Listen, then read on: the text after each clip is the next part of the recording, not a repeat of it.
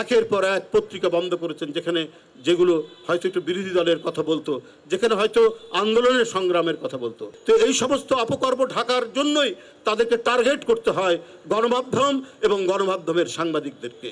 এখন এমন নিপীড়নের জায়গা, কেউ সাহস করে দাঁড়িয়ে কথা বলবে বা তাদের নিপীড়নের বিরুদ্ধে যে দাঁড়াবে সেটার কোনো সুযোগ ছিল না। কারণ প্রেস ক্লাবের ভিতরেই ফ্যাসিবাদের এমন থাবা এখানে তৈরি হয়েছে, অনেকেই যারা গণতন্ত্রের পক্ষে তারা মৃদুভাবে আমাদের সাথে কথা বলছেন, প্রকাশ্য কথা বলছেন না।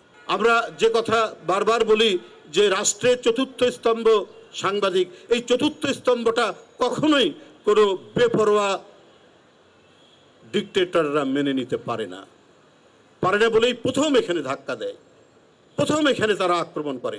অনেক সাংবাদিক চাকরি হারিয়েছেন, অনেক সাংবাদিক না খেয়ে থেকেছেন, অনেকে বিএনপি অফিসে এসে আমি দেখেছি তাদের অসহায় অবস্থা।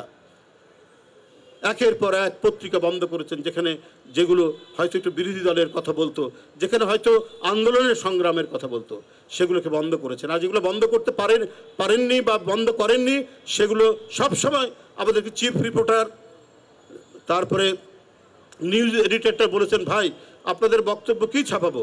বারবার গোয়েন্দা দপ্তর থেকে আমাদেরকে টেলিফোন করে, সন্ধ্যার পরেই আমাদেরকে টেলিফোন করে যে এই সংবাদ যাবে, এই সংবাদ যাবে না।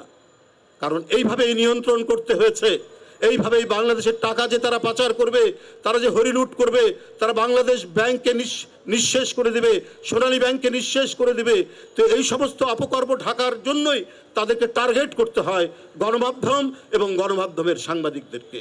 টেন্ডার ছাড়াই 7টি বিদ্যুৎ কেন্দ্র স্থাপন করতে দেওয়া হয়েছে, তার মধ্যে আদানি হচ্ছে 1 নম্বর। কোনো টেন্ডার এখানে থাকবে না। এইভাবে আপনার বড় বড় প্রজেক্ট করা হয়েছে কি বলে যে বিদ্যুতের উপর, কারণ এই টাকা যাবে শেখ পরিবারের কারো না কারো কাছে, এবং এই বিদ্যুৎ কেন্দ্রগুলি স্থাপিত হবে হচ্ছে তাদেরই কোনো আত্মীয় স্বজনের কাছে।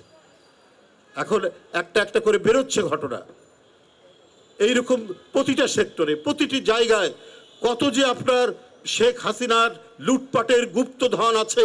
এই গুপ্তধন যদি সত্যিকার অর্থে অন্তর্বর্তীকালীন সরকার, তার এই সরকারের যদি আর্টিকুলেশন এবং ড্রাইভ যদি ঠিকমতো যদি থাকে, তাহলে এই গুপ্তধনগুলির সন্ধান কিন্তু আমরা পাবো।